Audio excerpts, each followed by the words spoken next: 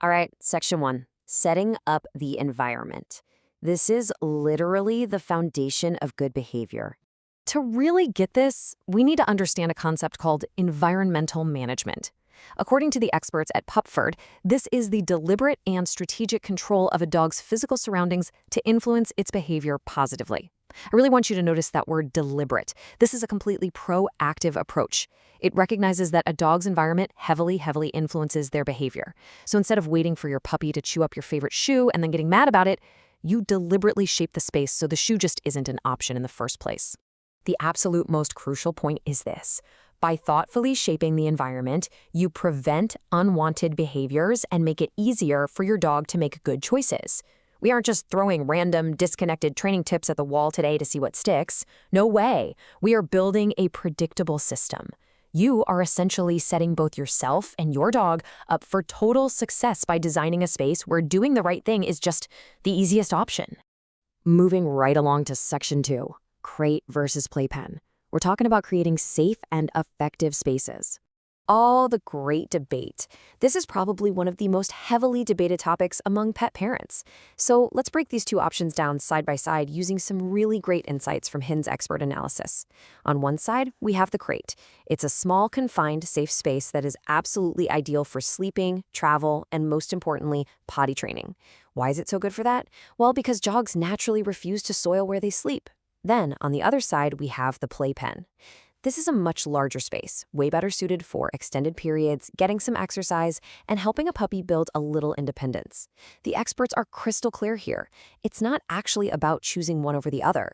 They're highly complementary tools. They just serve completely different purposes. Now, if you're going to use a crate, you absolutely have to follow the rules to keep it a positive space. Vets generally recommend limiting crate time to about 1 hour per month of age, maxing out at just a few hours. Because they're holding it in there, frequent bathroom breaks are mandatory. You also want to make sure you exercise your dog before they go in. You want them to actually be tired, right? Toss in some treats and chew toys to entice them. And, oh, here's a brilliant trick from trainer Zach George. Feed your dog's meals inside the crate. By eating their meals in there, they build this massive positive association. They start learning that the crate is a comfy sanctuary where awesome things happen, not some kind of punishment box. All right, contrast that crate with playpen use cases. If you've got a super energetic breed that just needs to move around, or say you have to leave the house for more than 2 hours, a playpen is going to be your best friend. It gives you incredible peace of mind. You can leave them with water, a bed, and toys in a totally safe, puppy-proofed little zone. But, and this is a massive caution from the experts, playpens are not ideal for potty training. Because there's all that excess room, a dog won't even hesitate to go pee in one corner and then go sleep in the other. This can inadvertently build a huge reliance on pee pads and just severely confuse their whole potty training routine. Let's jump into section 3, scheduled feeding for success. This is all about controlling the inputs. We're shifting gears from managing physical space to managing biological inputs. Why? Because what goes in on a schedule comes out on a schedule. Let's look at free feeding versus scheduled feeding. Purina's veterinary experts strongly caution against free feeding. Just leaving a full bowl of kibble out all day. While it seems super convenient for us, it almost always leads to weight gain for the dog, and it makes it incredibly difficult to tell if they're eating normally. Scheduled feeding, though? Total game changer. It gives you set meal times, allows you to perfectly control the serving size, helps you instantly spot if your dog is feeling sick because they'll refuse a meal, and, crucially for our toolkit today, it makes potty training completely predictable. So how do you actually make the switch if you're a free feeder? Purina has this highly actionable 4-step guide. 1, calculate the exact required daily amount of food for your dog's weight. 2, divide that up into the planned number of meals, usually 2 for adults, maybe 3 for puppies. 3, serve that meal at a set time every day. And 4, listen, this is absolutely the most important step. Pick up the dish and any leftover food after 15 to 20 minutes. Seriously, do not leave it out. This teaches your dog that food is a finite resource, it's only available at specific times, and it beautifully synchronizes their digestive clock. All right, section 4, perfecting the potty routine. Let's get into the actual tactics of going outside. Think about this for a second. You now have a dog in a perfectly managed physical environment, and they're eating on a strict schedule. Now we just need to master the tactics of the potty break. And honestly, the secret here isn't magic. It's just observation. Zach George points out that dogs almost always give subtle and sometimes not so subtle signals before they eliminate. You've got to be a bit of a detective. Watch for pacing back and forth or that really intense sniffing of the ground. Look out for scratching at doors or sudden restlessness and whining. And here's a big one. Beware of abrupt changes in activity. If your puppy is happily chewing a toy, seems totally settled, but then suddenly gets up and wanders off, or say they wake up from even just a 10-minute nap, boom, they likely need to go. By spotting these signals early, you stay one step ahead of the mess. Zach George offers a really brilliant mindset shift for us here. He says it is better to take a puppy outside and have them do nothing than it is for them to have another accident inside. Let's just validate something real quick. Standing outside in the yard for 5 minutes waiting for a puppy to go to the bathroom can feel like 5 actual hours.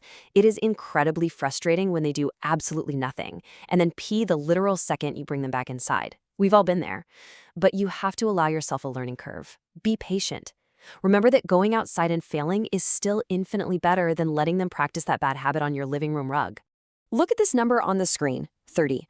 If you are dealing with a young puppy in those crazy first few days or weeks, you literally need to be taking them outside every 30 to 60 minutes.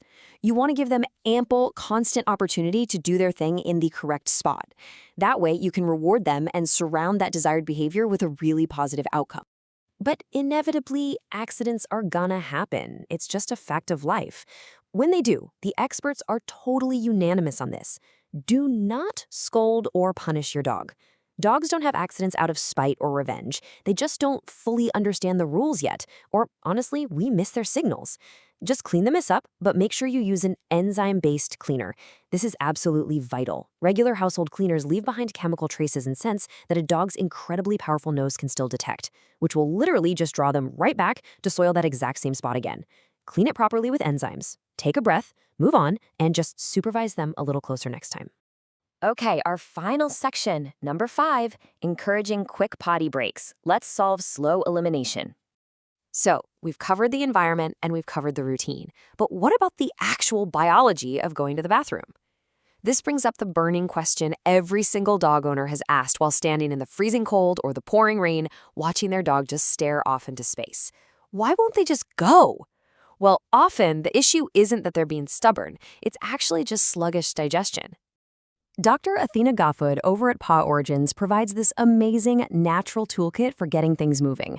If your dog is taking forever to poop, their diet might just be lacking a bit of fiber or moisture. Adding a spoonful of plain pumpkin puree is a massive help. It's super rich in fiber and water to naturally soften things up.